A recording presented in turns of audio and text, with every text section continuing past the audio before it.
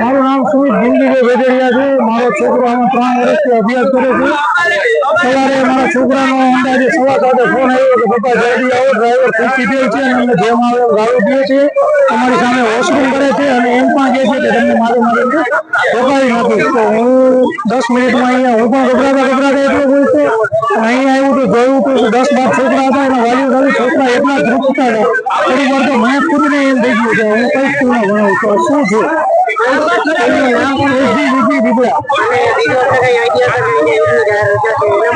नहीं इतनी जाहिर रजा माटे कोई मैसेज नहीं आवेलो। आ स्कूलनो જ્યારે પણ રજા હોય છે તેના આગલા દિવસે મેસેજ આવે છે, પણ કાલે કોઈ મેસેજ નહોતો આવેલો તો મતલબ ચાલુ જ હતી સ્કૂલ। બીજી બસ તેડવા આવી હતી અને અહીંયાથી ડ્રાઈવરને કાઢવાની પણ ઘણી કોશિશ કરી, પણ અમે વાલીઓ હતા, અમે કીધું કે નહીં અમારા છોકરાઓ છે આટલા ગભરાઈ ગયેલા છે, અમે ખુદ ગભરાઈ ગયેલા છીએ। ટીઆરપી જેવી ઘટના 5 મિનિટ લેટ થઈ હોત તો બની જાત। તો છોકરા એટલા જાગૃત કિસ્સો નાખી કિસ્સો સાંભળતા આગળથી વાલીઓના છોકરાને મતલબ મૂકવા આવેલા હતા, એને કઈ થયું કે કઈક ગડબડ છે એટલે એને ઊભું રાખી, તો એને ખુદને ડ્રાઈવરને જોઈને પછી કીધું કે અહીંયા ઊભું રાખી દે। તો આ ગાડી વધી 10 મિનિટ ચાલી હોત તો છોકરાનો પિતા તેનો ખ્યાલ ના આવ્યો અને વાલીને ફોન કરતા અમે સીધા અહીંયા ચેતે સ્થળ ઉપર આવી ગયા છીએ। અને જે સ્થળ ઉપર આવી અને જ્યારે અમે જોયું તો ડ્રાઈવર અમારો ડ્રિંક કરેલો હતો, તો એના ઉપર અમે ફોજદારી કમ્પ્લેન કરેલી છે। સીપીઆર વાન એને લઈ ગઈ છે અને શાળાના પ્રતિનિધિઓ પણ ત્યાં પહોંચી ગયા છે।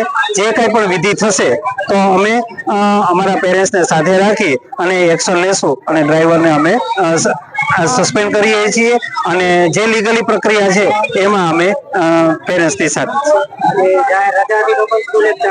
સર જાહેર રજા હતી, સ્કૂલ ચાલુ રાખી હતી, અભ્યાસક્રમ થોડો બગડતો હતો અને વરસાદને હિસાબે પણ અમે 7-8 દિવસથી સ્કૂલ લેટ હતી, એને અનુસંધાને અમે સ્કૂલ ચાલુ રાખી।